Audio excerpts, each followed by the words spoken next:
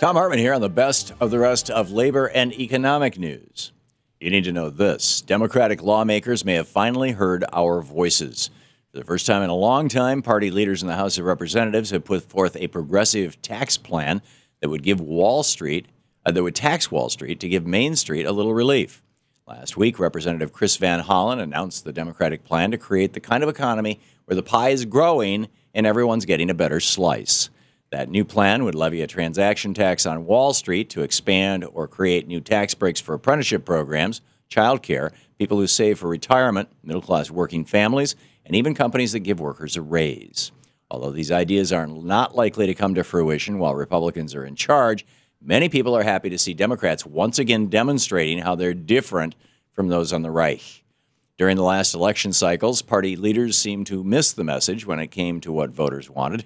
Instead of calling for bold, progressive solutions, many Democratic candidates moved toward the so-called middle and lost touch with the social and economic ideas that separate them from the Republicans. Unsurprisingly, that didn't pan out well for Democrats. This bold new tax plan can put the left back on course toward a future of shared prosperity. The Democratic Party used to be the party of strong unions, the party of making the rich pay their fair share, and the party that fought for the middle class. Somehow, Democratic lawmakers forgot those points, but losing big in the last elections may have finally awakened them. This tax plan may not become reality under this Congress, but hopefully it's the first of many steps that Democrats take on the path towards progress. We all knew that the last election would break records on campaign spending, but where that money came from is still a giant surprise. According to a new analysis from the Brennan Center for Justice, the 2014 election saw massive increases in outside spending and so-called dark money. As the Center for Responsive Politics explains, dark money is a term applied to nonprofit groups who do not have to disclose their list of donors. So, although we may know which 501c3 groups got involved in the last election, we don't always know who is bankrolling those organizations. Brennan Center's analysis found that outside spending and dark money have both more than doubled since the 2010 election and led to outside sources having a bigger impact on close Senate races than actual voters or donors. We aren't just fighting to get money out of our political system.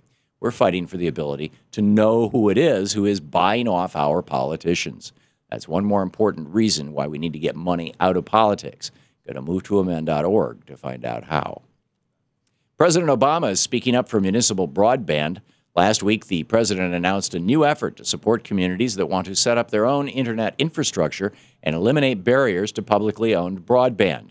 In his announcement, President Obama talked about community broadcast success stories like Cedar Falls, Iowa, Lafayette, Louisiana, and Chattanooga, Tennessee.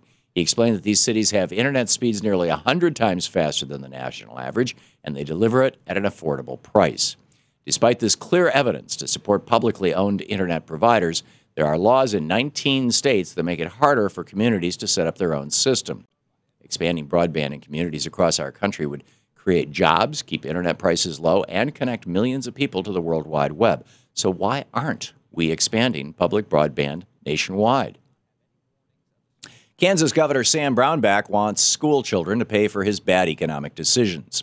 Back in 2012, Governor Brownback eliminated all state income taxes for businesses and set his state up for massive budget shortfalls. Rather than reversing course on his tax cuts to cover this year's $200 million budget gap, the governor wants to cut education funding. In his recent State of the State address, Governor Brownback quoted a 3-judge court panel that recently reviewed education funding. He read from the ruling saying, quote, "One cannot classify the school financing structure as reliably constitutionally sound," end quote. However, he left out the judge's main point, that education funding is too low to abide by the Kansas state constitution, which sets minimum levels. Brownback can use all the out-of-context quotes that he wants, but doing so won't fix his state's failing budget. People of Kansas need to wake up and demand that Governor Brownback reinstate taxes on businesses and that he keeps his hands off education funding. And finally, in 2014, Thomas Piketty's book, Capital in the 21st Century, sparked a national discussion about income inequality in our nation and, frankly, around the world. This year, that same book may be responsible for workers at one of our nation's largest insurance companies getting a hefty raise.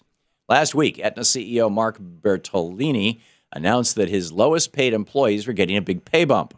That company will increase their base wage to $16 an hour, which means that about 5,700 workers will see their pay go up between 11 and 33%. After reading Piketty's book on inequality, Mr. Bertolini decided that his company should do more to close the income gap. In an interview with the Wall Street Journal, Bertolini said, "It's not just about paying people, it's about the whole social compact.